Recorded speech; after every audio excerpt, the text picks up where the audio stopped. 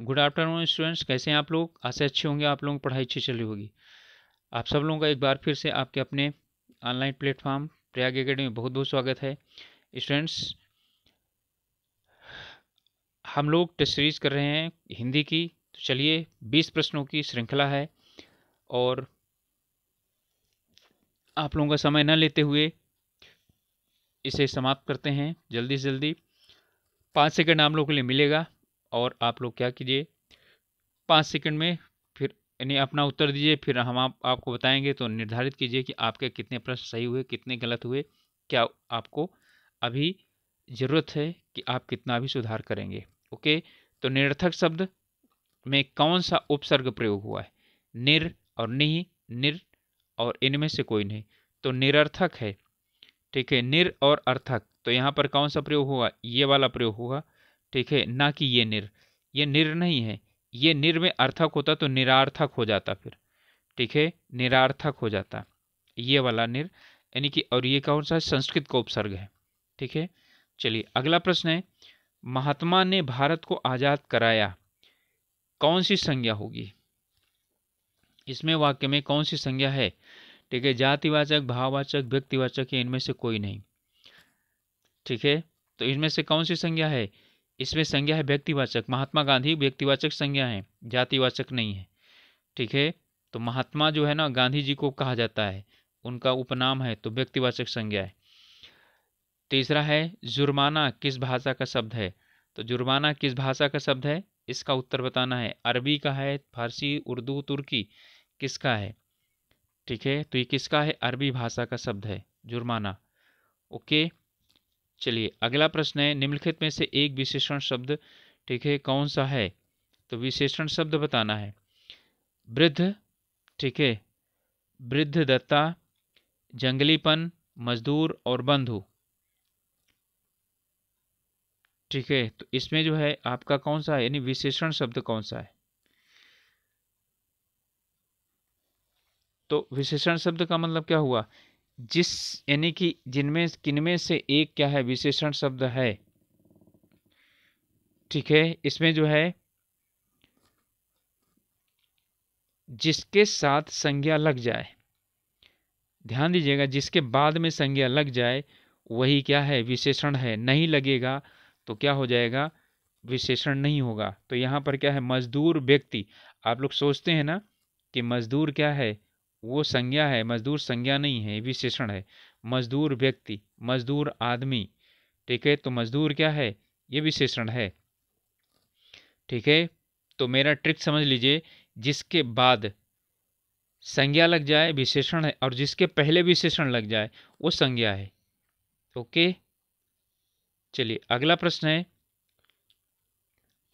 सुरभि की आंखें बहुत सुंदर हैं, इस वाक्य में कौन सा कारक होगा?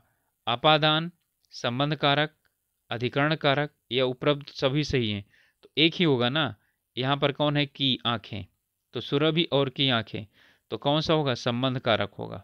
ठीक है, क्या होगा, संबंध कारक होगा, क्योंकि का की के ये संबंध में आता है। ओके,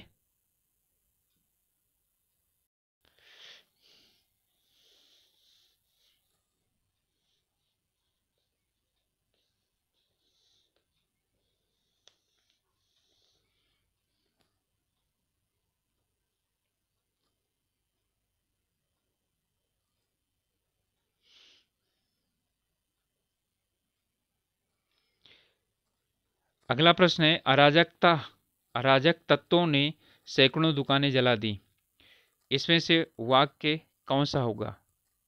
ठीक है, अराजक तत्वों ने, यहाँ पर क्या है, सैकड़ों दुकानें जला दी, तो सैकड़ों के आगे क्या करेंगे, यहाँ पर अंडरलाइन होना चाहिए। तो यहाँ पर क्या होगा, निश्चित संख्यावाचक, अनिश्चित संख्यावाचक, परिणामवाचक या इनमें से कोई सा भी नहीं।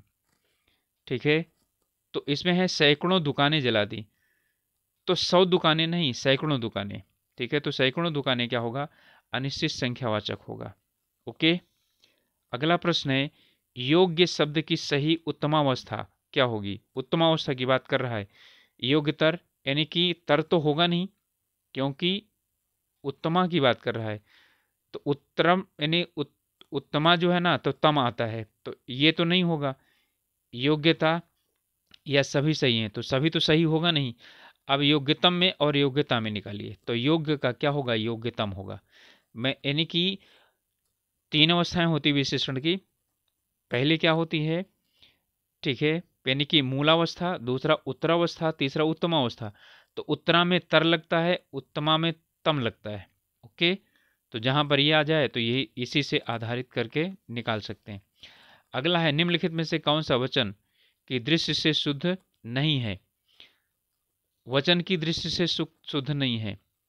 यह पत्थर चिकना है, यहाँ मैले कुर्ते रखे हैं, छोटे लड़के हंस रहे हैं, ठीक है, और हरा पत्ते मत तोड़ो। ठीक है, तो कौन सा इसमें से आपका गलत है। तो हरा पत्ते मत तोड़ो ना, हरे पत्ते मत तोड़ो। ठीक है, या तो हरा पत्ता मत तोड़ो, तो आपका कौन सा गलत होगा, यही डी वाला गलत होगा। ओके, चलिए अगला प्रश्न है, विवाह कार्य मंगलमय हो, किस वाक्य का, ठीक है, किस प्रकार का वाक्य है। आज्ञावाचक, इच्छावाचक, विधानवाचक या इनमें से कोई नहीं।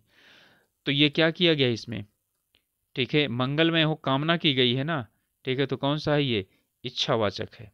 ओके, अगला प्रश्न है, पंचसर पर्यायवाची शब्द है, असुर का, अश्व का, कामदेव का या बदन का। पंचसर की बात है तो पंचसर किसका है, कामदेव का पर्यायवाची है। ठीक है, ओके, अनिवार्य का सही शब्द विलोम क्या है। अनिवार्य का वैकल्पिक या ऐच्छिक या दोनों। ठीक है, ध्यान दीजिएगा। ठीक है, अनिवार्य का विलोम शब्द क्या है, वैकल्पिक होता है या ऐच्छिक होता है। तो अनिवार्य का वैकल्पिक नहीं होता। अनिवार्य का मतलब जिसका निवारण ना किया जा सके, और ऐच्छिक का मतलब अपनी इच्छा पर, यानी चाहो तो करो चाहो तो ना करो। और वैकल्पिक का मतलब जिसमें विकल्प हो, कई विकल्प हो, कई में से एक निकालना वैकल्पिक होता है। तो इसका क्या है, ऐच्छिक होगा। ओके, चलिए अगला है, अंग अंग मुस्कुराना, मुहावरे का सही अर्थ क्या होगा। खतरा मोल लेना, बहुत निराश होना, बहुत प्रसन्न होना, इनमें से कोई नहीं। तो अंग अंग मुस्कुराना का मतलब क्या हुआ, बहुत प्रसन्न होना, और अंग अंग टूटना का मतलब बहुत थक जाना होता है। ओके, चलिए अगला प्रश्न है, सोमेश पूरे दिन पढ़ता रहा, इसमें संयोजी क्रिया कौन सी होगी। ठीक है, अच्छा, संयोजी क्रिया यानी कि संयोजक क्रिया। तो सोमेश पूरे दिन पढ़ता रहता है, ठीक है, तो कौन सा होगा, संयोजक क्रिया हो गया रहता। पढ़ना भी एक क्रिया है, रहना भी एक क्रिया है, तो पढ़ता और रहता। ठीक है, तो ये क्रिया हो गई। ओके, तो रहता जो है इसका संयोजक क्रिया है। अगला प्रश्न, निम्नलिखित में से एक द्विकर्मक शब्द है, भिगवाना, भिगोना या भीगना। ठीक है, तो यहां पर मोहन भीगना यानी कि भीग रहा है। ठीक है, मोहन, ठीक है, सोहन को भिगवाना है। ठीक है, या क्या चीज़ है, कपड़े को भिगवाना है, या कपड़े को भिगो रहा है। ठीक है, तो यहाँ पर क्या हो जाएगा, द्विकर्मक क्रिया होगा, भिगोना। भिगवाना जो है वो द्विकर्मक नहीं है। ठीक है, वो कौन सा है, किस प्रकार के किया है, जब वाना लगता है तो वो है कौन सी, खुद ना करके जब कर्म किसी और से करवाया जाता है, तो कौन सी क्रिया कहलाती है, ये आप लोग क्या करेंगे, कमेंट में बताएंगे। परसों, बार बार, सवेरे शब्द कौन से होंगे। स्थानवाचक क्रिया विशेषण, कालवाचक, रीतिवाचक, या इनमें से कोई नहीं। परसों, बार बार और सवेरे ये क्या है, काल को बताते हैं। कब, परसों, कब, बार बार, कब, सवेरे, तो क्या हो जाएगा, कालवाचक। ठीक है, इसके बाद है, वह मेरे घर के पास रहता है, वह के मेरे रेखांकित शब्द है, तो वह क्या है, सर्वनाम विशेषण, ठीक है, क्रिया, या इनमें से कोई नहीं।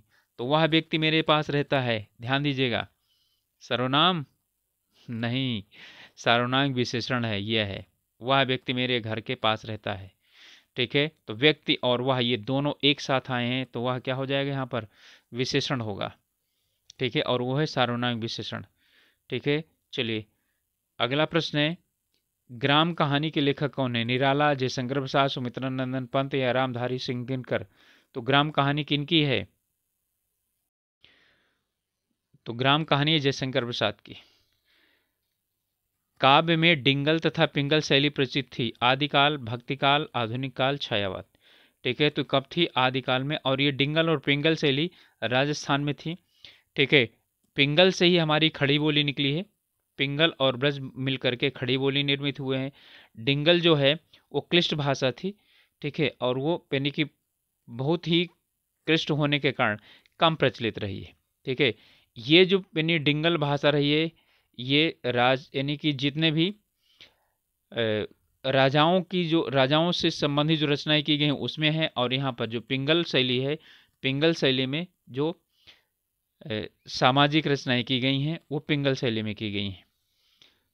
ठीक है, अगला है प्रमाण शब्द में संधि क्या होगी? स्वर संधि, दीर्घ संधि, व्यंजन संधि या विसर्ग संधि? प्रमाण है। ठीक है, तो प्रमाण में कौन सी संधि होगी? तो प्रमाण में संधि कौन सी है? इसमें व्यंजन संधि है। ठीक है, और संधि इसमें है क्या? संधि विच्छेद करके आप लोग बताइए। लघु तरंगिणी, हंसनी सी सुंदर, इसमें अलंकार कौन सा होगा? उपमा, यमक, रूपक या कोई नहीं? ठीक है, तो जानते ही हैं यहाँ पर क्या चीज आई है? हंसनी सी सुंदर। ठीक है, तो सुंदर सी आई है, सा सी से समसरिस, तो क्या होता है? उपमा अलंकार। ओके स्टूडेंट्स, ये 20 प्रश्नों का हमारा टेस्ट था हिंदी का। इसी तरह से ये श्रृंखला लगातार जारी रहेगी। ठीक है, और काफ़ी आप लोग मिलेंगे, कम से कम 30, 40, 50 तक सेट मिलेंगे आपको इसके। ठीक है, तो अब आप लोग अपनी तैयारी अच्छी तरह से करते रहिए। मिलेंगे अगले वीडियो में, तब तक के लिए आप लोग स्वस्थ रहिए, अपनी तैयारी अच्छे से कीजिए। और अभी तक सब्सक्राइब नहीं किया है तो चैनल को सब्सक्राइब कीजिए, अपने ग्रुप्स में शेयर ज़रूर कीजिए, जिससे कि यदि कोई जुड़ना चाहता है हम लोगों के साथ, जुड़ सकता है। मतलब कि इसमें से कुछ उसको अच्छा लगे, पढ़ाई करना चाहे तो कर सकता है। और अपना ध्यान रखिए, मिलेंगे अगले वीडियो में, तब तक के लिए ऑल द बेस्ट।